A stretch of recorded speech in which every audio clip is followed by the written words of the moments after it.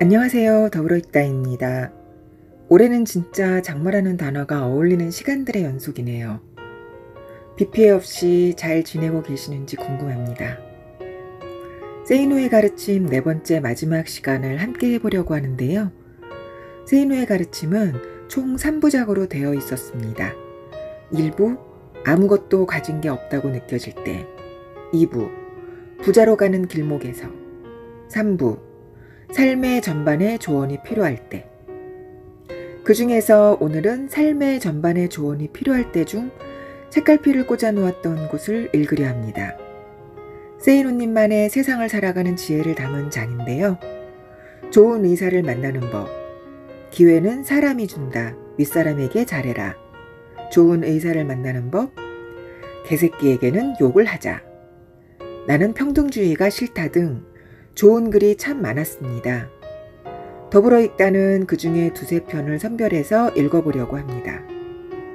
편안하게 함께 하실 준비 되셨나요?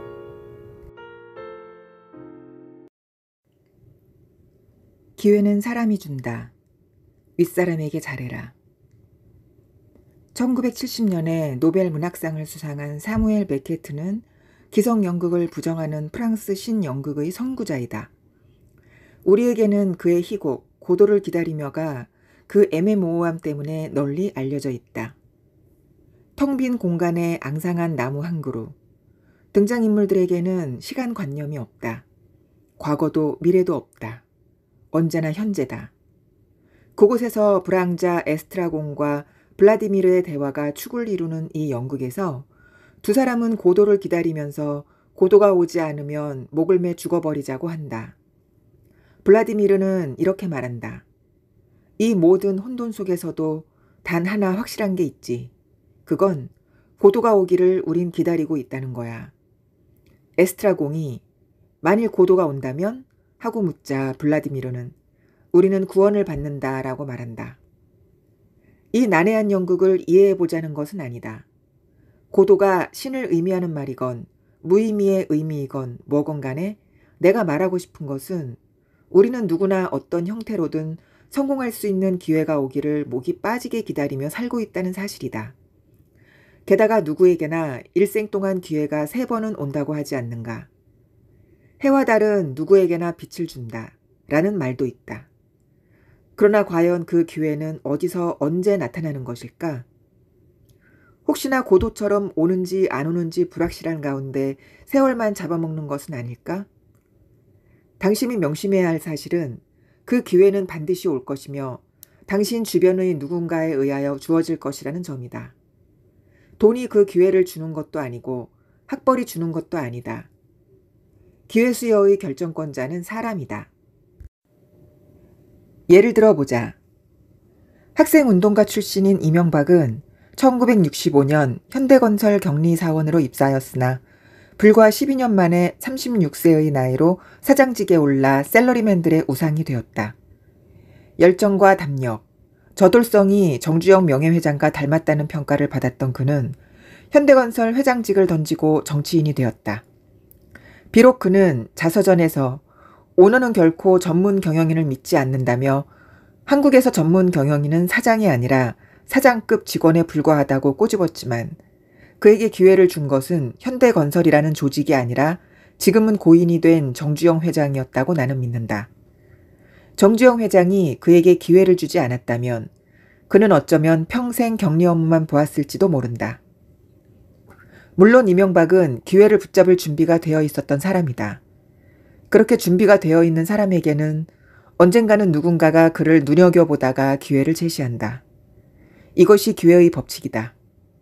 왜 그럴까? 이미 성공한 사람들은 대부분 바쁘다. 이미 부자가 된 사업가들 중에는 돈에 대하여 동물적 후각을 갖고 있는 사람들이 많다. 하지만 그들의 몸은 우리들처럼 하나뿐이다. 혼자서는 일을 다 처리하지 못한다. 하지만 내가 만난 여러 사람의 성공한 기업가들의 공통적으로 하는 말은 사람이 없다는 것이다. 누군가가 필요하기는 한데 믿고 일을 맡길 사람이 없다는 것이다. 실업률이 제 아무리 높아도 쓸만한 사람이 없다고 하는 말이 수많은 경영자들 입에서 나오지 않는가. 기회를 주고 싶은데도 기회를 받아먹을 만한 사람이 주변에 없다는 것은 사업가들과 부자들의 공통된 고민이다. 당신이 부자가 될 수 있는 기회는 언제나 그런 사람들에 의하여 주어지며 그들은 대개 당신보다 한 세대 앞에서 기득권을 이미 획득한 사람들이다. 그 사실을 잊지 말라. 빌 게이츠가 오늘의 성공을 갖게 된 것도 마이크로소프트의 초창기에 IBM의 어느 이사가 기회를 주었기 때문이다. 당시 IBM에서는 PC에서 사용할 소프트웨어를 찾고 있었고 이미 다른 유명한 소프트웨어 회사와 접촉한 바 있었다. 그러나 거대한 IBM의 이사가 방문하였음에도 소프트웨어 회사 사장은 건방지게도 얼굴조차 보이지 않았다. 이에 분노한 IBM의 이사는 이름도 없는 마이크로소프트를 찾아갔고 그곳에서 정장 차림으로 예의를 갖추고 기다리던 빌 게이츠를 만났던 것이다. 미국에서 가장 크고 성공적인 벤처캐피탈 회사로 햄브리커와 퀘스트라는 곳이 있다. 이 회사는 하루에도 수십 통씩 벤처 기업가들로부터 돈을 투자해달라는 애절한 투자 요청서가 들어온다. 하지만 그 요청서들은 대부분 쓰레기통으로 들어간다. 그렇다면 투자 심의를 할 때 이 회사에서 가장 중요하게 보는 것은 무엇일까? 기술이나 연구비 비중, 혹은 시장 점유율일까? 아니다. 창업자 자신의 소질과 자질이다. 그것이 핵심이다. 그러나 그러한 내용은 투자 요청서나 사업 계획서에는 나타나지 않는다. 때문에 그들은 우선은 믿을 만한 인맥을 통해 소개를 받은 기업가들을 우선 면접한다. 한때 주식 시가총액이 마이크로소프트사를 능가해 관심을 모았던 인터넷 접속 장비 업체 시스코 시스템즈 역시 직원 중 60%가량을 내부 핵심 인력의 추천에 의해 채용한다. 이러한 여러 사례에도 나타나듯이 당신을 기회의 신에서 소개하고 추천하는 것은 이미 이 사회에서 능력이 검증되어 돈과 지위를 획득하는 데 성공한 사람들이다. 당신이 제 아무리 능력이 있다 하더라도 그런 사람들의 호감을 사지 못하거나 그들의 생각이나 사고방식에서 벗어나 있다면 당신에게 기회가 주어질 가능성은 그만큼 낮아진다. 따라서 당신에게 능력이 있다면 이제는 옷차림이나 언행에 있어 주의해야 한다. 당신의 옷차림과 헤어스타일을 과연 당신보다 10년 이상 더 나이가 많은 사람들이 좋아할까를 생각해보라. 친구들에게 쓰는 말투를 그대로 나이 든 사람들에게 사용하게 되면 당신은 예의도 모르는 건방진 놈으로 인식되게 될 뿐이다. 이것은 외국인들에게도 마찬가지다. 내가 다국적 기업에서 일을 했을 때의 일이다. 미국에서 남미인들이 많이 거주하는 곳에서 유학 생활을 한 일본인 직원이 도쿄에 있었다. 남미인들의 영어는 일반적으로 거칠고 공손하지 않으며 길거리 소년들 같은 느낌을 주는데 그 역시 비슷하였다. 나는 그가 나를 포함한 그 어느 외국인 상사들에게도 경칭이나 공손한 표현을 쓰는 것을 한 번도 듣지 못했다. 약 1년 후 그는 홋카이도 지사로 좌천되었다. 수많은 사람들은 성공을 원하면서도 자신의 말투나 옷차림에 대하여 인식조차 하지 못한다. 이러한 태도는 특히 젊은이들에게 아주 극심하게 나타난다. 그들은 모든 세상 사람들을 자기 친구로 여기는 것 같다. 그래서 모르는 사람에게 이메일을 보내도 사용하는 언어가 친구들에게 보내는 식이다. 나에게 독자들이 보내는 메일들을 읽어보면 채팅 언어들을 그대로 사용하거나 젊은 친구들이 생각 없이 자기 멋대로 짓거리면서 나를 당신이라고 부르는 경우들도 부지기수다. 행동은 또 어떤가? 인사조차 제대로 못하는 사람들이 부지기수며 윗사람들에 대한 배려는커녕 윗사람을 자기와 동급으로 여기는 행동들이 그대로 표출된다. 명심해라. 윗사람들에게 호감을 얻기는커녕 예의도 모르고 건방을 떠는 사람으로 일단 비치게 되면 기회는 절대로 주어지지 않는다는 것을. 그런데도 사람들은 연장자들에게 호감을 사는 사람이 되기보다는 자기 친구들에게 인기 있는 사람이 되려고 한다. 하지만 당신이 성공할 수 있는 기회는 당신의 친구들이 주는 것이 절대 아니다. 천만의 말씀이다. 나는 친구들의 조언을 듣지 않았다. 오직 진짜 부자들의 말에만 귀를 기울였다. 마이크로소프트의 공동 창업자 폴 앨런이 빌 게이츠의 친구였음을 보편화시키지는 말라. 당신의 친구가 빌 게이츠가 아닌 이상 당신 친구가 당신에게 제공하려는 기회의 대다수는 자기가 만드는 제품을 팔아달라는 영업의 기회이거나 당신의 자금을 사용하자는 것이다. 그것을 기회로 여기는 어리석음을 범하지 말라. 내 말을 윗사람들에게 아부를 하라는 뜻으로 받아들이면 안 된다. 당신보다 나이가 든 사람들의 관점에서 당신 자신을 바라보라는 말이지 그들에게 아부하라는 뜻은 아니다. 또 우리가 흔히 사람 하나는 좋다는 착하다고 말하는 그 경우는 사람이 유순하다는 의미이지 능력이 있고 소질과 자질이 있다는 뜻이 아니다. 당신의 윗사람들이 찾는 사람은 능력이 있고 태도도 좋은 사람이지 유순하고 착하며 공손하기만 한 사람이 아니다. 어쩌면 당신은 그래도 윗사람들에게는 그들의 일가 친척이 우선이라고 믿을지 모른다. 같은 능력을 가졌다면 일가 친척을 우선시할 것이다. 능력도 없는 일가 친척을 우선시하는 윗사람은 당신이 던져버려야 할 대상에 지나지 않는다. 나는 평등주의가 싫다. 지난번 대통령 선거에서 모두가 평등하게 잘 사는 나라를 만들겠습니다 라는 말을 들을 때마다 나는 딸들에게 저건 완전 기만이다. 인류 역사상 그 어떤 제도나 정치도 그런 나라는 만들지 못했다라고 했다. 노동자와 농민이 잘 사는 나라를 만들겠다라고 권영길 후보가 외칠 때는 나는 저 양반이 당선되면 이민을 가겠다고 가족과 친구들, 직원들에게까지 말하곤 했다. 진심이다. 나는 노동자와 농민이 게으르건 아니건 간에 모두 평등하게 잘 사는 나라는 끔찍하게 싫다. 나는 열심히 노력하는 사람만 잘 사는 나라가 좋다. 1789년 프랑스 대혁명 이후 나타난 바베프는 평민선언을 내걸고 모두가 생산한 것을 다 같이 평등하게 똑같이 분배하자고 외치면서 정부 전복을 기도하다 결국은 단두대에서 처형됐다. 그가 내건 구호는 태양은 모두에게 똑같이 비친다는 것이었다. 어쩌면 당신도 그의 사회주의적 구호가 아주 마음에 들 것이다. 하지만 나는 이렇게 생각한다. 태양은 모두에게 똑같이 비치지만 그 빛 아래에서 씨를 뿌리고 땀을 흘리지 않는다면 열매는 나누어 가져야 한다고 외친다면 그건 강도나 거지다. 노력은 멀리한 채 즐길 것 다 즐기고 쓸 것 다 쓰며 살아온 사람들이 가장 즐겨 쓰는 말이 무엇인지 아는가? 인간은 평등하게 살아야 한다는 것과 부자들은 위화감 조성하지 말라는 것과 생존권을 보장하라는 말들이다.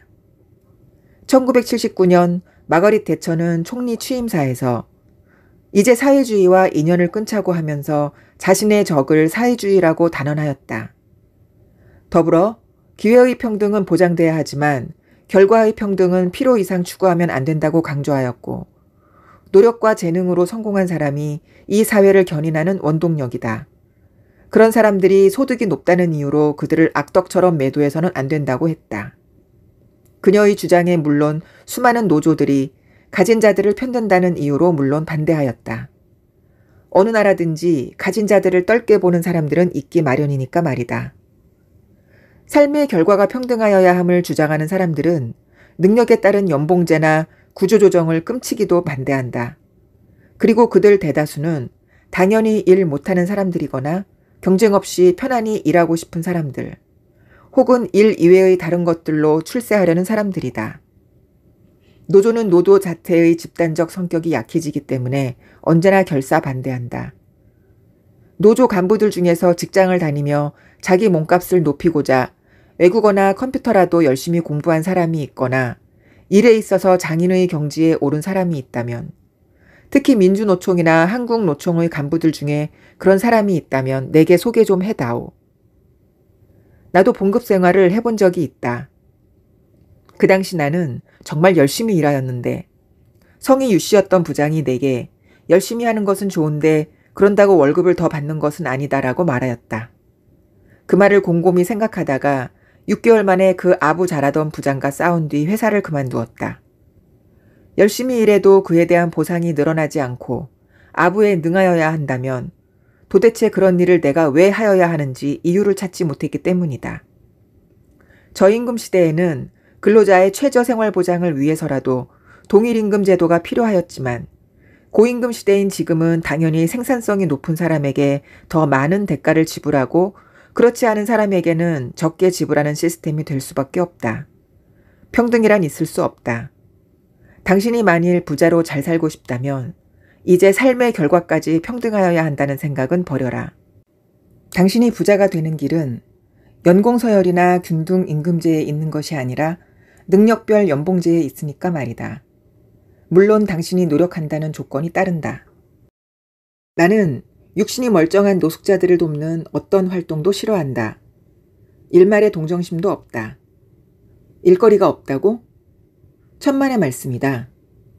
돈 많이 받고 편안한 일자리가 없을 뿐이다. 3D 업종에서 일하는 외국인 근로자 수 수십만 명인 상황 아닌가. 그럼에도 불구하고 기자들은 휴머니즘 가득한 눈길로 그들의 이 경쟁사회의 희생자라고 말한다. 정말 골 때린다. 절대 그들을 굶겨 죽여야 한다는 말은 하지 않는다. 도대체 돈 많이 받고 편안한 일만 찾는 놈들을 이 사회가 돌보아 주어야 하는 이유가 무엇이란 말인가? 태양과 달이 아무리 찬란하게 빛을 비추어도 엎어놓은 항아리 속을 밝게 하지는 못한다. 강태공이 한 말이다. 물론 경쟁에서 탈락한 사회적 약자들을 배려하는 관심과 정책은 당연히 필요하다. 하지만 게으름이나 나태함으로 인하여 약자가 된 처지라면 그에 대한 징벌은 당연히 스스로 짊어져야 하는 것 아닌가? 평등은 기회의 평등이 되어야 한다. 결과의 불평등을 인정하고 소득 격차를 당연히 받아들이는 사회가 건강한 사회라는 것을 알아라. 기회의 평등에 대한 말이 나올 때 하는 반박 중 하나는 부잣집 자녀로 태어나 비싼 과외 받아가며 인류 대학도 들어가고 해외 유학도 다녀와 출세한 경우와 가난한 집 자녀로 태어나 그런 혜택을 받지 못하여 사회 밑바닥에 있게 된 경우를 어떻게 기회의 평등이라고 말할 수 있겠냐는 것이다. 내 생각은 이렇다. 첫째, 모든 부잣집 자녀들이 인류 대학에 들어가는 것은 아니다. 과외를 아무리 시킨다고 해도 스스로 열심히 공부한 자녀들만 인류 대학에 들어간다. 둘째, 가난한 집 자녀들 모두가 인류 대학에 들어가지 못하는 것도 아니다. 죽어라고 열심히 공부한 아이들은 과외를 받지 않아도 들어간다. 셋째, 좋은 학벌도 없는 가난한 집 자녀가 학벌이 좋은 부잣집 자녀와 똑같은 방식으로 기회를 찾고자 한다는 것은 정말 어리석다. 어느 나라에서건 기득권 사회는 학벌로 그 문이 열리는 사회인데 왜 그 문 앞에서 서성거리냐는 말이다. 기회는 다른 곳에 있다. 그리고 그 다른 기회를 찾느냐 못 찾느냐의 문제는 순전히 자기 자신의 생각에 의해 결정되는 모두에게 평등하게 주어진 문제이다. 이런 반박도 있다. 부잣집 자녀는 사회에서 출발할 때 이미 부모의 경제적, 사회적 보조를 받는다. 가난한 집 자녀는 그런 것이 없다. 이게 무슨 기회의 평등이란 말이냐? 내 대답은 이렇다. 맞다. 그러니까 자신의 분수를 알고 남들 놀 때 놀지 말고 남들 잘 때 자지 말고 노력하라고 하지 않았는가? 자신의 처지는 가난한 집 자녀인데 노는 것은 부잣집 자녀처럼 놀려고 한다면 자신의 노력과는 상관없이 결과의 평등을 신봉하는 것이다. 부자는 가난한 환경에서 더 많이 배출되어 왔다는 것도 알지 않는가? 한 가지 당신이 모르는 사실을 알려주마. 재벌 가문이 아닌 이상 웬만한 부잣집 재산은 그 부모가 나이가 들면 자녀들에게 재산이 쪼개지게 된다. 상속세나 증여세도 웬만큼 내게 된다. 결국 자녀 1인당 재산 규모는 줄어들기 마련이지만 궁핍을 모르고 자랐기에 쉽게 돈을 쓴다. 그 결과 그 부잣집 자녀들이 40대 초반이 되면 과반수 이상이 돈에 쪼들리는 생활을 한다. 당신 노력 여하에 따라 상황은 얼마든지 바뀌게 된다는 말이다. 이것은 내가 살아오면서 직접 목격하여 온 사실이다. 정리해고의 사회학. 오래전에 부동산 경매로 부를 늘리기 시작했을 때 어떤 이가 이렇게 조언했다. 경매 물건에는 가진 것 없는 사람들의 한이 서려 있다. 뭔가 잘해보려고 하다가 일이 잘못되어 담보로 잡힌 물건을 날리게 되었기 때문이다. 불행해진 사람들의 사정을 이용해 돈을 벌려는 것은 재고해봐야 하지 않겠나? 틀린 말은 아니었다. 경매 물건 중에는 입주자가 어이없이 전세금을 날리고 거리로 나앉게 된 경우가 많다. 그들을 생각하면 경매에 참여하는 것이 인간으로서 할 도리가 아닌 듯 싶다. 하지만 담보를 받고 돈을 빌려준 사람을 생각하면 그 담보는 당연히 처리돼야 하는 물건이다. 윤리게임을 해본 적이 있는가? 늦은 밤 어느 약국에 강도가 들어왔다가 약사에게 발각돼 격투가 벌어졌다. 약사는 칼에 찔려 죽고 강도는 붙잡혔다. 당연히 당신은 강도가 나쁘다고 생각할 것이다. 그런데 다음날 신문에 이런 기사가 보도됐다. 그 약사는 불치병 특효약을 발명한 사람이고 강도는 찢어지게 가난한 사람인데 강도의 아내는 그 불치병으로 죽어가고 있다. 그는 전 재산을 팔아 100만 원을 들고 약을 사러 갔으나 약사는 1000만 원을 주지 않으면 절대로 안 판다고 했다. 그래서 결국 밤에 약을 훔치려고 들어왔다가 약사에게 들켰고 싸움이 벌어져 엉겹거려 살인을 하게 된 것이다. 자, 이제는 누가 나쁜 놈인가? 의견을 말하기가 망설여지는가? 이번에는 그 다음날 신문에 또 다른 기사가 나왔다. 그 약사는 특효약을 발명하기 위해 전 재산을 바쳤으며 그 때문에 아이들을 학교에도 보내지 못했고 이혼까지 당했다.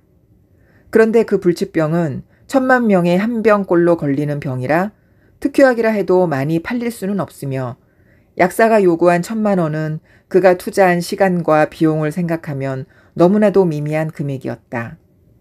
당장 아이들을 학교에 보내려고 해도 그 정도의 돈은 필요했다. 과연 누가 나쁜 사람인가? 누구도 이런 윤리게임에서 자신있게 나쁜 놈을 골라내긴 어려울 것이다. 경제에서도 이런 게임은 계속된다. 기업이 정리해고 계획을 발표하면 노조는 어떻게 그럴 수 있느냐고 항의한다.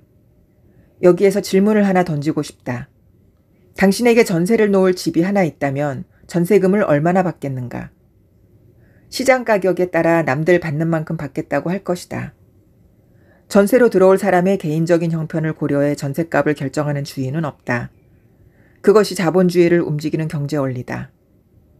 당신에게 자녀가 둘 있는데 수입이 빤해서 한 명만 대학을 보낼 수 있다고 가정하자. 일단 생활비도 줄여볼 것이고 집을 팔아 여유자금을 만들어 보기도 할 것이다. 하지만 그래도 안 된다면 성공 가능성이 있는 아이 한 명만 대학에 보내고 다른 아이는 진학을 포기시킬 수밖에 없지 않겠는가. 기업도 마찬가지다. 수익 구조가 취약하면 어쩔 수 없이 고정비를 줄이는 수밖에 없다. 어째서 경영자는 책임을 지지 않느냐고? 나도 그 점은 한심하다고 생각한다.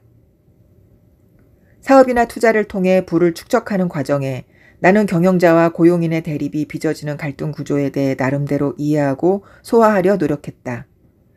물론 지금의 나는 전형적인 부르주아에 속한다.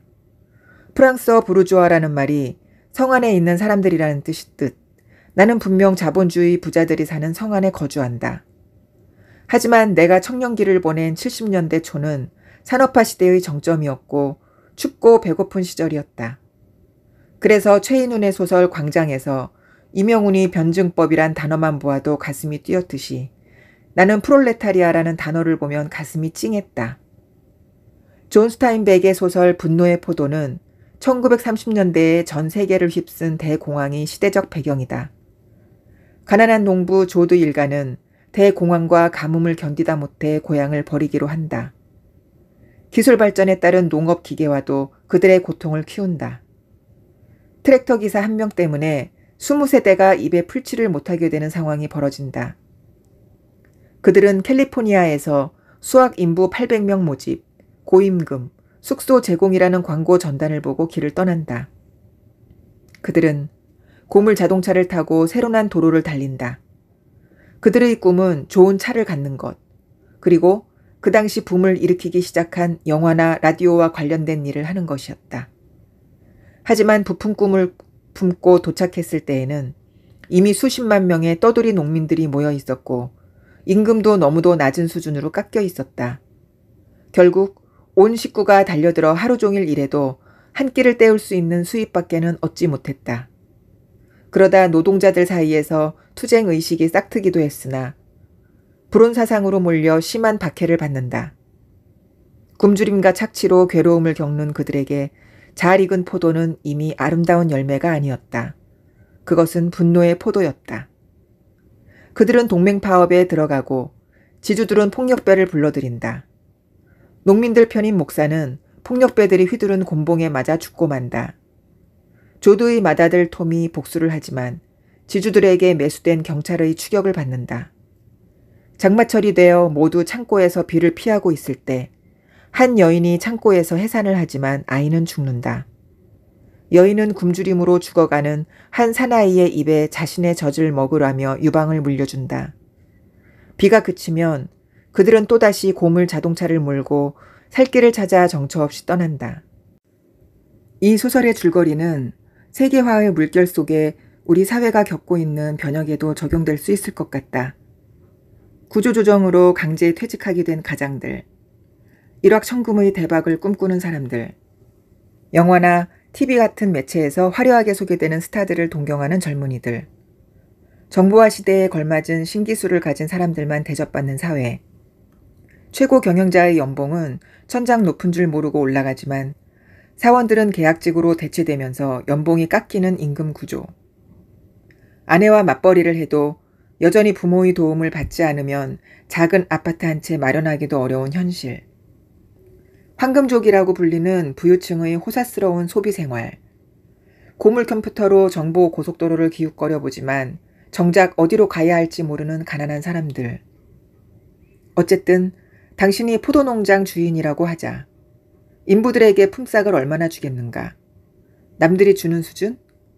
아주 후하게 노임을 지불한다면 당신의 포도는 경쟁자들의 것보다 비싸게 잘 팔리지 않을 것이다. 결국에는 농장이 폐쇄될지도 모른다. 이번에는 1970년대 우리 사회를 배경으로 한 조세희의 난쟁이가 쏘아올린 작은 공을 보자. 난쟁이 아버지는 안 가져본 직업이 없을 만큼 열심히 일했지만 가진 것이라곤 무허가 건물 한 채뿐이다. 자식 교육만큼은 남들처럼 시켜보려 하지만 결국엔 모두 학교를 그만두고 공장에 나가 일한다. 난쟁이가 가진 꿈은 모두가 행복하게 살 수 있을 거라는 희망을 쇠공에 실어 달을 향해 쏘아올리는 것이다. 그는 그 꿈을 실행에 옮기지 못하고 종이 비행기를 날리다 공장 굴뚝에서 떨어져 죽는다. 난쟁이의 장남인 영수는 아버지와는 달리 배움으로써 모든 것을 해결하려 했다. 하지만 그것도 성공으로 이어지지 못한다. 공장에서 부당한 임금과 비인간적인 대우에 항의하던 끝에 기업 총수를 죽이기로 결심하지만 총수의 동생을 죽이고 만다. 둘째 아들인 영호는 자기가 처한 현실을 극복하려고 노력하기보다는 모든 일에 회의적인 태도를 가진다. 무엇을 개선하려 해도 뜻대로 되는 일이 없자 삶에 지쳐버린다. 명희와 영희는 어떻게 보면 현실을 극복하려는 의지가 강하지만 가장 큰 피해를 입는 여성을 대표한다. 그들은 공장에 다니며 몸을 팔게 된다. 가장 많이 희생되면서도 사회적으로는 가장 큰 비난을 받는다. 이 소설에서도 우리는 가진 자와 못 가진 자의 처절한 갈등을 볼 수 있다. 두 소설 모두에서 노동자들이 원하는 것은 노동법에 명시된 인간적 처우를 받는 것이다. 불행하게도 산업화 시대에는 그런 최소한의 요구조차 무시하는 나쁜 자본가들이 많았다. 하지만 나는 적어도 지금 세상은 노동자를 부품화하던 전태일의 시대가 아니라고 믿는다. 노동법은 강화됐고 수많은 업체들이 인건비 상승과 노조와의 갈등을 피해 해외로 생산기지를 옮기고 있지 않은가. 하지만 여전히 적지 않은 사람들의 머릿속에는 아직도 산업화 시대의 망령이 또아리를 틀고 있다. 어느 사업에서든지 인사관리와 인건비는 큰 문제가 된다. 인건비를 최소화해 자본가의 배를 채우기 위함이 아니라 경쟁업체보다 고정비용을 적게 들여야 살아남기 때문이다. 무능한 직원들 때문에 인건비 부담이 가중된다면 하루라도 빨리 정리해야 한다. 기업이 어떤 특별한 기술을 갖고 있어 이익을 많이 내면 고용도 안정시킬 수 있다. 그러나 이득을 많이 내느냐 못 내느냐 하는 건 역시 직원들의 몫이다. 직원들이 생산성을 높이지 못하거나 부가가치를 창출하지 못하면 이득은 줄어들 수밖에 없다. 직원으로 뽑았으면 끝까지 회사가 책임을 져야 하는 것 아니냐고 묻는다면 회사가 자식 기르는 부모인 줄 아느냐고 반문하고 싶다. 나는 아직도 그런 인식을 갖고 있는 사람들에게 덕담을 늘어놓거나 희망의 메시지를 주지는 못한다. 당신이 현재의 직장을 그만두고 다른 곳에 가서 받을 수 있는 임금을 학자들은 기회비용이라고 부른다. 이것은 피고용인 관점에서 추구하는 비용이다. 반면에 경영자는 당신을 새로운 사람으로 대체하는 데 들어가는 비용을 생각한다. 나는 이것을 대체비용이라고 부른다. 당신의 대체비용은 낮은데 고용비용은 높다면 경영이 잘못되고 있는 것이다. 물론 대체비용은 철저하게 당신이 하는 일의 내용과 결과로 결정돼야 하며 학벌이나 나이, 고향, 정치적 연줄 등과는 전혀 무관해야 한다. 당신이 처한 개인적 상황을 인간적으로 고려하는 휴머니즘도 철저하게 배제돼야 한다. 세계화의 물결 속에 이익을 추구하는 경제전쟁은 더욱 심화되는데도 사람들은 여전히 휴머니즘 향기가 그윽한 대안이 있다고 믿는 것 같다. 안타까운 것은 경제전쟁이라는 말을 들어도 남의 일처럼 여기는 사람들이 의외로 많다는 점이다. 내 눈에는 지금 사방에서 날아다니는 총탄들, 여기저기에 폭탄이 떨어져 땅이 움푹움푹 패고 건물이 무너지는 광경이 선명하게 보인다. 분노의 포도에 나오는 여인이 굶주린 남자에게 젖을 물려주고 난쟁이가 작은 공을 쏘아 올리려 한다 해도 전쟁터에도 그런 희망이 있다고 믿는다면 몽상가 아니면 문학 소년이다. 이런 경제전쟁 상황 속에서 정부가 중소기업이나 무슨 협회 제품을 우선 구매해 주는 것이 과연 잘하는 처사인가에 대해 나는 의문을 갖는다. 어찌 보면 협회라는 진입 장벽을 세워놓고 끼리끼리 해먹는 것 같이 느껴지기 때문이다. 20만 명의 노동자를 해고했던 쥐 총수 잭 웰치의 철학은 사람에게 투자하라는 것이다. 나도 그렇다. 사람에게 투자하는 것과 무자비한 정리해고가 모순으로 생각되는가? 루이스 빌이라는 사람이 이런 말을 했다. 이웃을 사랑하라. 그러나 누구와 이웃이 될 것인지 선택하라. 나는 이렇게 말하고 싶다. 직원을 사랑하고 직원에게 투자하라. 그러나 누가 회사에 이득을 가져올 직원인지는 가려내자.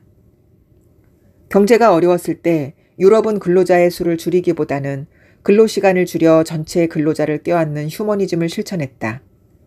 이에 비해 미국은 냉혹하게 근로자 수를 줄였다.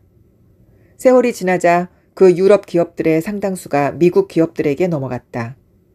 노동의 세계에서도 악화와 양화를 구축한다. 아무리 변화와 자기 개발을 외쳐도 마의 동풍으로 받아들이고 꼼짝도 하지 않는 사람들은 어디에나 있다.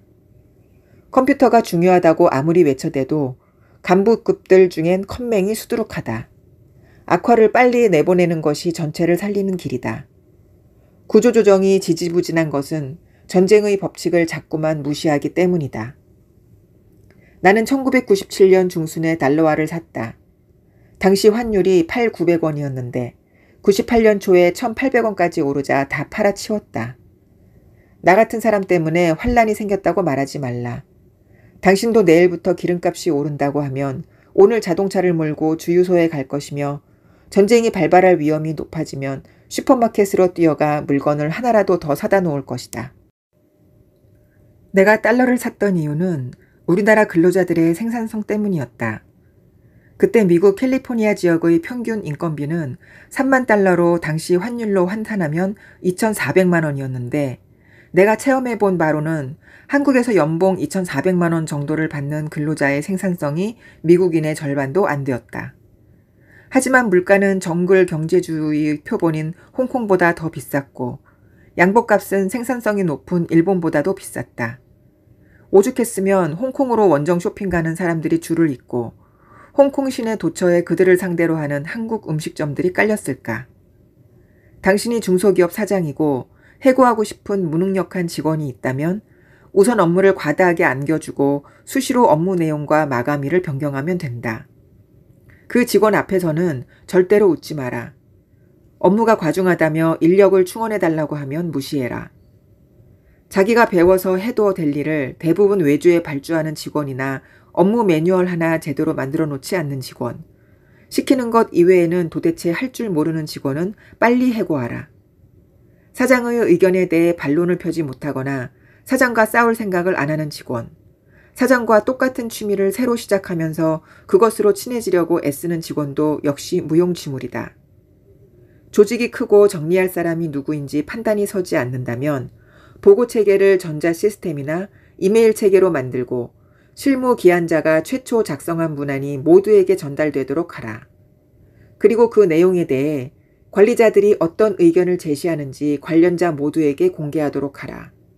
이때 아무런 의견도 제시하지 못하는 관리자는 허수아비라고 생각하면 틀림없다. 톰 피터스의 혁신 경영에서 어느 농구팀 경영자의 말을 인용하면서 두 명이 언제나 같은 의견을 제시한다면 복제품을 갖고 있는 것이므로 한 명은 해고하라고 권한다. 그 원칙대로 해고하라. 아울러 모든 간부의 시간별 근무 내용을 보고받아라.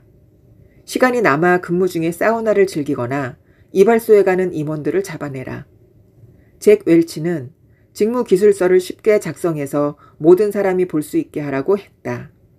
물론 이런 일은 당신이 경영자로서 떳떳해야 할 수 있다. 당신의 실력이 신통치 않고 낙하산을 타고 내려와 다른 사람들 눈치나 보고 있거나 골프에만 미쳐 있고 비자금 마련이나 탈세에 혈안이 되어 있다면 당신은 그 누구도 해고해선 안 된다. 해고 영순위는 바로 당신이니까. 좀 더 객관적이고 설득력 있는 해고 방법을 찾는다면 사장을 비롯한 모든 임직원을 대상으로 지식평가 시험을 실시하고 그 결과에 따르면 된다. 가장 인건비가 많이 나가는 임원급들의 경우는 컴퓨터 시험만 보아도 절반은 털어낼 수 있다. 한국컨테이너관리공단처럼 인기투표를 해서 내보내는 코미디는 하지 마라. 철저하게 능력의 바탕을 둔 정리해고 방법은 전략적 평가를 통한 것인데 아래와 같은 질문을 전 직원에게 주고 서로 무기명으로 평가하게 한다. 이 평가는 5가지로 나누어 시행한다. 같은 팀에 소속된 사람들끼리 하는 근거리 평가, 업무 협조가 이루어지는 다른 팀에 소속된 사람들을 평가하는 원거리 평가, 상사들이 아래 직원들에게 하는 하향 평가, 부하 직원들이 상사들에게 하는 상향 평가, 자신을 스스로 평가하는 자기 평가가 그것이다. 최고 경영자는 전 직원으로부터 무기명 평가를 받고 그 결과를 공개해야 한다. 각 질문에 대한 답은 아주 부족하다, 부족하다, 보통이다, 많다, 아주 많다로 하고 각각의 답에 대해 1에서 5점을 준다. 업종별 비중에 따라 어떤 항목은 점수를 2배로 계산할 수도 있을 것이다.